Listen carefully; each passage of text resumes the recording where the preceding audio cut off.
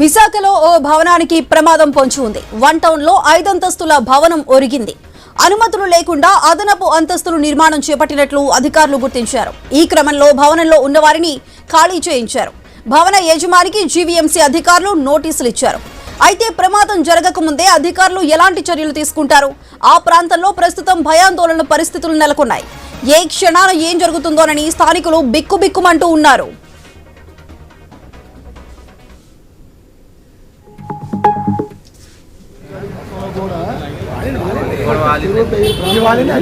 ఇటువంటి ప్రాంతానికి 5 కోట్లు పర్మిషన్ ఏ విధంగా వచ్చి మాకు అర్థం కనెక్షన్ ఇవ్వాలి. చాలా అయోమయం ఉంది. ఎందుకంటే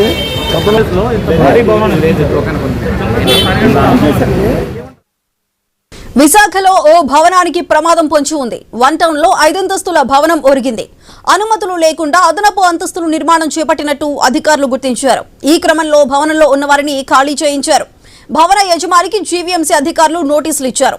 అయితే ప్రమాదం జరగక ముందే అధికారులు ఎలాంటి చర్యలు తీసుకుంటారు? ఆ ప్రాంతంలో ప్రస్తుతం భయాందోళన పరిస్థితులు నెలకొన్నాయి. ఏ క్షణాన ఏం జరుగుతుందోనని స్థానికులు బిక్కుబిక్కుమంటూ ఉన్నారు.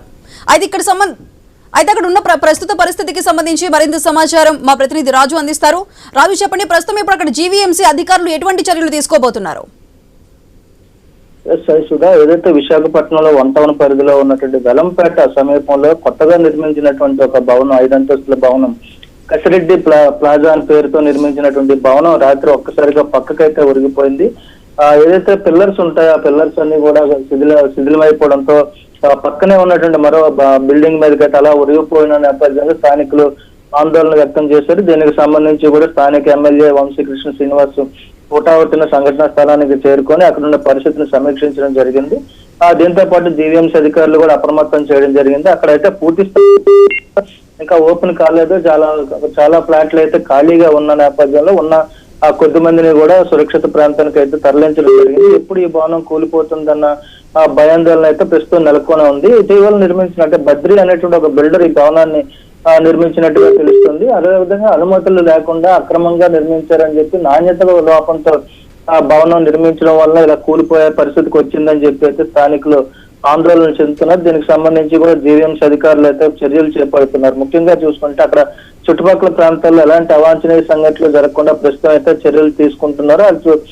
ఏ క్షణమైనా ఈ భవనం కూలిపోతుందేమో అన్న భయంతో అయితే స్థానికులు కూడా ఆందోళన చెందుతున్న నేపథ్యంలో స్థానికులు అయితే చర్యలు చేపడుతున్నారు. అదేవిధంగా అక్కడికి ఎన్డీఆర్ఎఫ్ బృందాలు కూడా చేరుకుంటున్నాయి. ఏదైనా భవనం అంటే కూలిపోయిన పరిస్థితుల్లో ప్రజలకు ఎలాంటి ప్రాణహాని జరగకుండా చర్యలు తీసుకున్నారు. మరోవైపు ఎవరైతే బిల్డర్ ఉన్నారో ఆ బిల్డర్ బద్రీని అయితే ప్రశ్నిస్తున్నట్టుగా తెలుస్తుంది. అసలు అనుమతులు లేకుండా ఎలా నిర్మించారు, 5 అంతస్తుల భవనాన్ని నిర్మించేటప్పుడు ఎన్ని జాగ్రత్తలు తీసుకోవాలనే దాని మీద కూడా అధికారులు అయితే ప్రశ్నిస్తున్న పరిస్థితి కనిపిస్తుంది. ప్రస్తుతం అయితే ఎలాంటి ప్రాణ నష్టం జరగకపోవడంతో స్థానికులు అయితే ఊపిరి పీల్చుకున్నారని చెప్పుకోవచ్చు. సాయి సుధా.